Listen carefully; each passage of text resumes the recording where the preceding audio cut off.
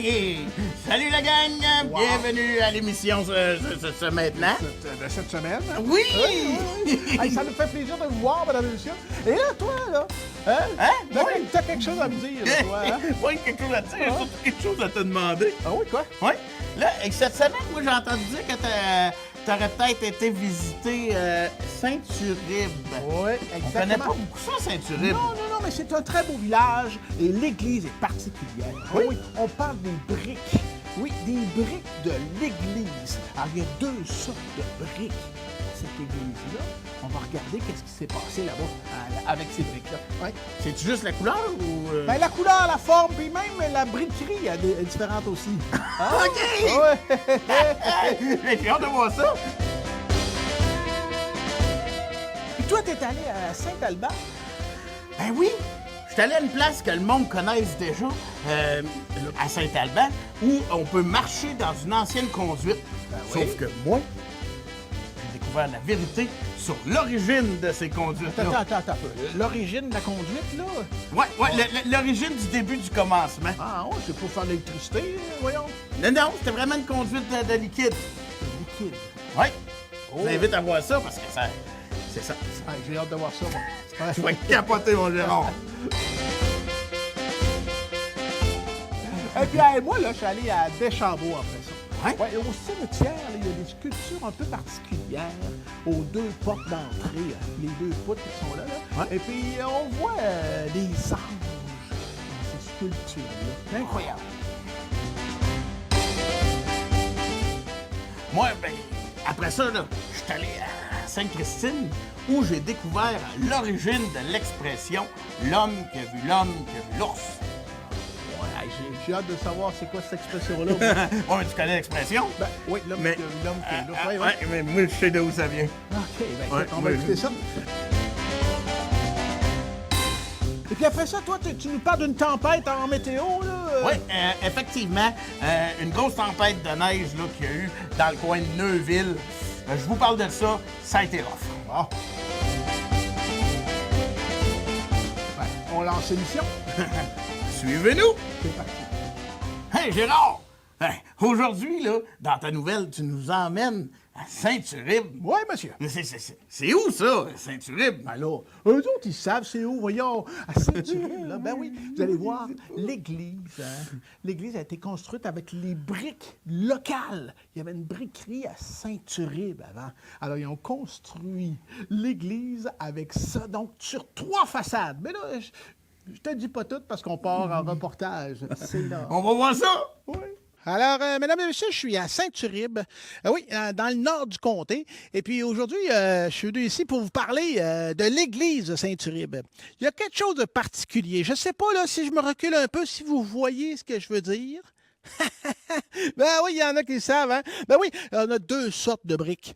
Regardez ça. La brique de côté, hein? On voit qu'elle est un peu plus poreuse. C'est une brique qui a été fabriquée ici même, mesdames et messieurs, à Saint-Uribe. Ben oui, il y avait une briquerie également ici, à Saint-Uribe, et on fabriquait ces briques-là. Il y a différents bâtiments du village qui sont briquelés avec la brique de Saint-Uribe. Et puis... là, vous allez me dire, mais pourquoi je vous dis ça comme ça? Ben, c'est parce que on a tout briquelé, le côté, l'arrière, l'autre côté. On en a mis un petit peu partout, mais les gens de Saint-Uribe, c'est des gens fiers, hein? C'est des gens fiers.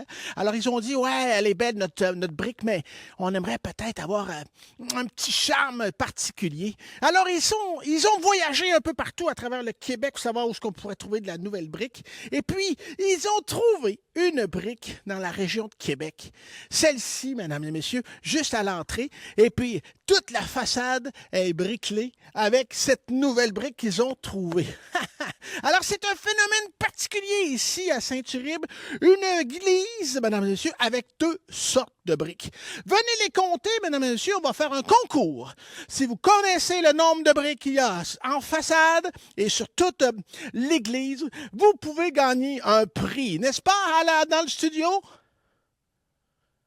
D'accord, on va mettre ça en place. Voilà, parfait. Alors, c'était Gérard à Saint-Uribe. vous voyez, hein, même la sacristie est briquelée avec la brique de Saint-Uribe. N'est-ce pas merveilleux, hein? Concernant le concours, mesdames et messieurs, j'aimerais juste porter une petite attention sur ce mur de briques. Il ne faut pas les compter. Hein? Ils ne font pas partie du décompte du concours. Ça marche? Bon, bonne chance. Bonne chance, là.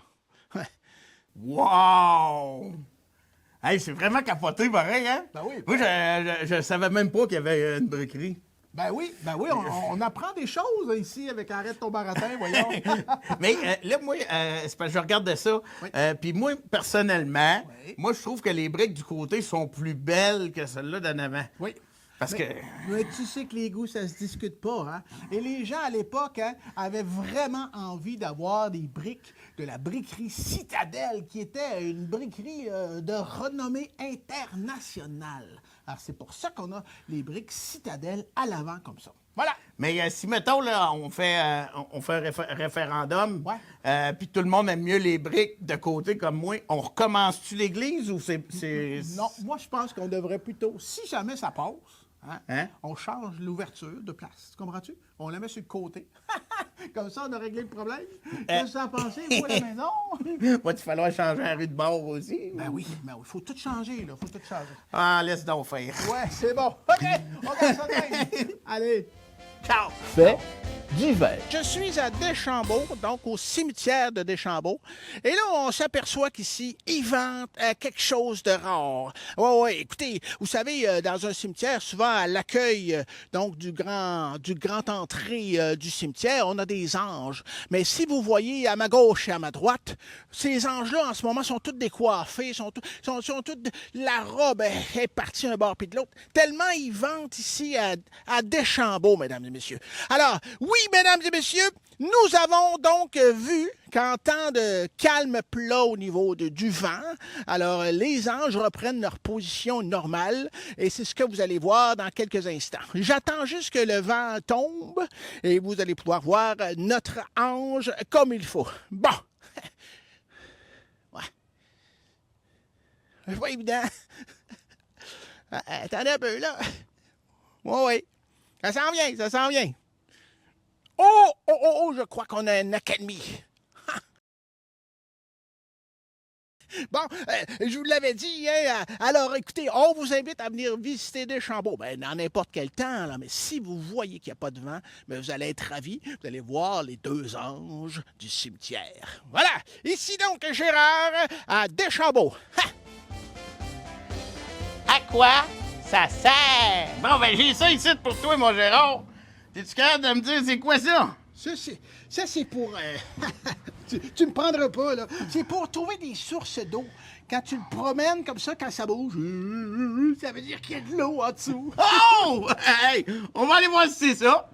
À quoi ça sert, celle-ci? C'est pour éteindre les chandelles? Wow! Formidable! Vous êtes bonne, vous êtes bonne. Pour vous, pouvez-vous m'expliquer l'utilité de cet objet-là? Oui, pour éteindre des cierges. OK. Ah ben oui, mais si, mettons, là, c'est une chandelle, on peut-tu le prendre pareil? La même chose. OK, on peut éteindre les chandelles aussi. OK, oui. OK. Bon, ben, c'était tout. Merci beaucoup. Ça fait plaisir. Il y en a qui l'ont trouvé, d'après moi, hein? Oui. Donc, peux-tu me dire à quoi ça sert? C'était bien simple, ça. Moi, j'en ai chez nous, parce que j'aime bien ça, les chandelles. Ça sert à éteindre une chandelle. Aussi Tu descends ça de même que ça. Wow! que ça. Simple. Simple. Hey, Carlos, Ouais. tu m'as intrigué tout à l'heure avec ton histoire de tuyau là, à Saint-Alban. Qu'est-ce qui s'est passé comme liquide qui circulait, là? Hein? Effectivement, que tout le monde pense que c'est des conduites d'eau, hein? Oui, c'est ça, pour l'électricité.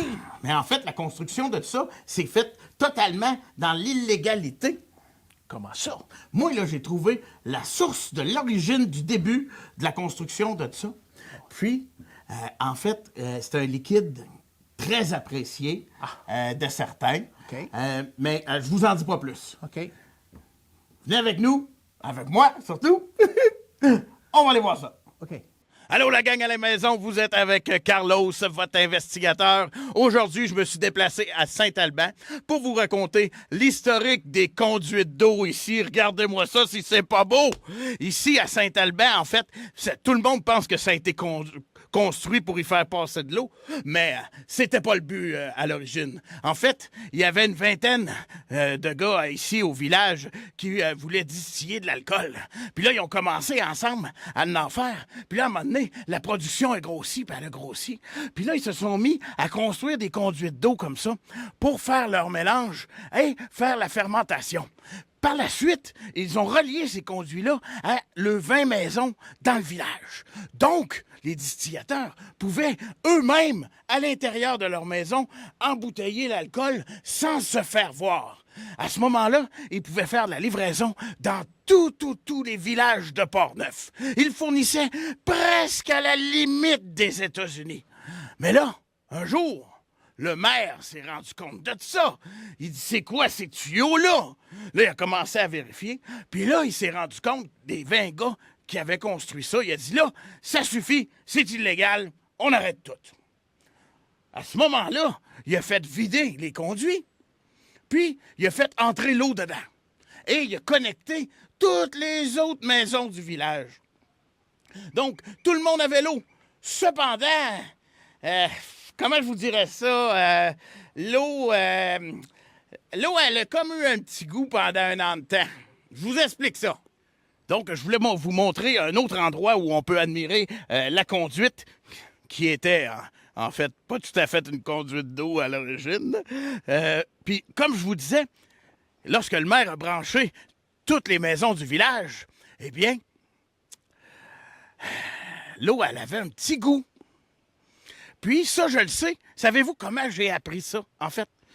En fait, c'est qu'il y a une de nos fans qui nous écoute chaque semaine qui m'a envoyé ce petit livre-ci. Ça, là, elle a trouvé ça dans le grenier de sa grand-mère qui restait à Saint-Alban. Et ça, mesdames et messieurs, c'est un livre de recettes de cette époque-là. Alors, étant donné que l'eau avait comme un petit goût, je vous dirais que le village est passé quasiment l'année ça go, là. Tu sais, à tous les fois qu'il prenait une petite gorgée d'eau, c'était comme une shot d'alcool, là. Fait que j'ai parcouru le livre pour vous. Puis c'est ça, ici, là, il y avait le spaghetti whisky. Ça, elle devait faire ça le samedi, j'imagine. Après ça, ça dit ici, vous allez aimer ça, le café brésilien. Il a été inventé ici même à Saint-Alban en faisant le café le matin avec l'eau de la conduite, mesdames et messieurs. Je vous le dis, c'est vrai. Puis après ça, la galette de patates qui t'épate. Tu devais en rire une shot après ça. Fait que, je vous remercie à la spectatrice qui m'a envoyé ce livre. Ça nous a permis d'aller éplucher une partie de l'histoire que personne connaissait de Saint-Alban.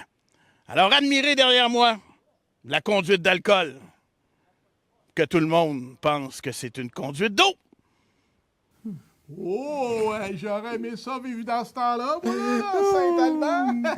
Ouais, mais je suis pas sûr que ça a été le fun tout le temps, là. Ouais. Hey, pense-y, là, pendant longtemps, là, quand il voulait se prendre un verre d'eau, il était sur un buzz, là. Ouais, c'est vrai, ouais. Ouais, mais quand même. C'est quand même dur à croire, ton affaire. Mais c'était génial, par exemple, que les gars aient pensé à relier ça aux maisons comme ça. Personne s'en doutait jusqu'à temps qu'ils s'en doutent. Ben oui. Un doute, à un moment donné, plane. Hein? Et on l'attrape.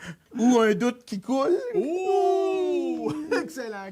C'est ça, long. Bravo encore une fois. Merci, Gérard. Les expressions. Et c'est reparti! OK. Ah, c'est génial. Là, il faut quand même faire la section expression. Oui, expression. Et cette semaine, c'est avoir de la broue dans le toupette. Qu'est-ce que t'en penses, toi? Avoir de la broue dans le toupette? Oui. moi, je te dirais, mettons, là, c'est quand j'ai vraiment chaud, là, parce que je vais vite, puis je fais plein de choses en même temps, là, ben, le toupette, il me frise, OK? OK. Puis là, ça fait comme de la broue. Fait que moi, je dis que quand t'as de la broue dans le toupette, c'est parce que tu fais des affaires super vite. OK, tu travailles fort. Travaille très, très fort. Bon, bonne explication, ça. Hein, merci. Mais moi, là, Toi? je peux pas répondre à cette question-là. Comment ça? Ben, je vais vous dévoiler quelque chose, là. Hein? J'en ai plus de toupette. Je peux pas avoir de la broue dans le toupette. Hein? Ouais. Toi, t'as de la broue dans le front. Ouais, dans le front, C'est ça. longtemps. Ben, de la broue dans le toupette, quand j'étais plus jeune, là. T'en as eu? Ben, des cheveux? Ben oui, parce que ça paraît pas là, que tu l'as déjà eu. Ouais, c'est ça. Mais quand Ok. j'étais plus jeune, avec cheveux, hein, eh bien, on appelait ça avoir de la broue dans le toupette, parce que quelqu'un qui allait vite. Hein. Comme tu dis, là, tout le temps, c'est une pinotte, là, puis il allait très, très, très vite. Alors, c'est ça, l'expression avoir de la broue dans le toupette. Je pense qu'on est pas mal égal, hein? Puis vous autres, vous en pensez quoi? C'est quoi? Hey, c'est moi qui l'arrête de couler, OK? Hey! Nous voilà de retour dans les questions du public! Eh oui, mesdames et messieurs. Là, c'est vrai, j'ai mis, Gérard, les questions ici, hein? Ben oui, Carlos, OK. ben oui, ben oui. Bon, Alors, OK, vas-y. Hein? Alors, moi, c'est moi qui Pige-moi commence. pige-moi une OK, bonne c'est bon. question, là. Oh, OK. Hey! Carlos. Oui. Ben, en fait, on va demander à Chat, là. Là, la dame ici, Mme Boisvert. Oui. Mme Boisvert, elle a suivi notre histoire là, des langues sur les rails de chemin de fer. Oui. Elle trouvait ça un peu tiré par les cheveux, là.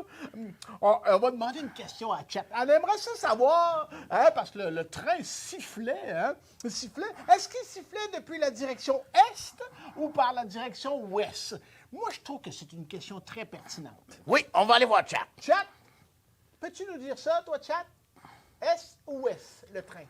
Eh bien, tout dépend de quel endroit il est parti. Également, tout dépend de quelle école il s'agit. Parce que vous savez qu'il y a plusieurs écoles où les enfants font ce genre de pratique de se coller la langue sur le bord des rats. Ah, c'est pris. Oh, Chat est pogné. J'allais pas. Non. Ah ouais, c'est revenu. Alors oui, effectivement. Alors si le train est parti de l'ouest, il était en direction de l'est. Mais s'il est parti de l'est, il était, je suppose, de l'est. Mais c'est ça. Voilà. Formidable. Je viens d'avoir l'information que le train est passé vers les 10h30 du matin. Il venait de l'Est. Oh, wow! Hey! Il est fort parce que la récréation à l'école, c'était dans le coin de 10h30 en Il est plus. très fort. Wow! Bravo, Chat. J'espère que ça répond à votre question, Mme Boisvert. Et puis, Madame Boisvert, je dois vous dire, si jamais ça arrive, là, c'est une excellente technique aussi de tirer les cheveux de l'enfant pour le détacher de la rail. Ah ouais, hein? Oui. C'est un peu drastique, mais ça arrive. Ça Ça, marche, ça c'est marche. mieux que d'attendre que le train arrive. Oui, ça c'est sûr. OK. Bon, vas-y, tire la tienne, mon gars. Hey, Carlos, hein, j'espère que tu vas avoir une bonne question, là. Rodrigo. Oh, Rodrigo. Rodrigo. Oui. Bon, Rodrigo, il demande, lui, parce qu'il est bien intéressé par mon histoire de le lac Tucalin. Oui. OK? Fait que Rodrigo, lui, il veut savoir c'était quoi le montant de la cagnotte qu'il y avait dans l'avion quand l'avion a calé. Puis, parce qu'il n'y a pas que le lac, en tout cas, on s'en rappelle qui cale. Fait que, puis, on voulait savoir aussi, c'était quoi le modèle de cet avion-là. Alors oui, l'avion qui est tombé, c'est un avion qui avait pour 30 millions de valeur d'or dans un avion Cessna, oui. Ou si vous préférez, il avait de 280 000 dans un avion Castor. Mais si vous préférez en dollars US, ça fait 202 000 US dans un Beaver. Comment ça, c'est jamais le même chiffre, là? Puis, c'est jamais le même avion. Ouais. Chat! Ça va dessus? Je vais vous les nommer. C'est un Beaver, 208 000 oui. Un Castor, c'est 280 000 Car aux États-Unis, c'est anglais, hein? Oui, Mesure anglaise. Oui. Et au Canada, c'est bilingue. Mais Castor. Chat, je pense que tu as plusieurs histoires d'avions calés dans l'eau, comprends-tu? peut-être ça qui nous sort, là. Ou il essaie vraiment, quand il nous le met en canadien, Ah ouais? il nous le met en français avec le dollar canadien. Il est vraiment précis, ce chat-là. Excellent. Beau travail! OK. Des ben, merci, compléments Chat. d'information, moi, j'ai toujours la Aïe, aïe.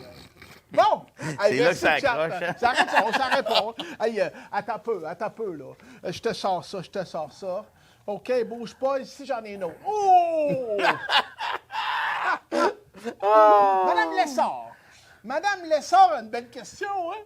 Regarde ça. Vas-y. Madame Lessard, elle se demande, elle dit, pourquoi quand vous essayez de dire vérité, on dirait que c'est comme difficile. Ouais. Puis elle trouve ça le fun, même quand vous le dites. Elle pense qu'elle veut te torturer un peu, Chat. Répondons à ça, Chat.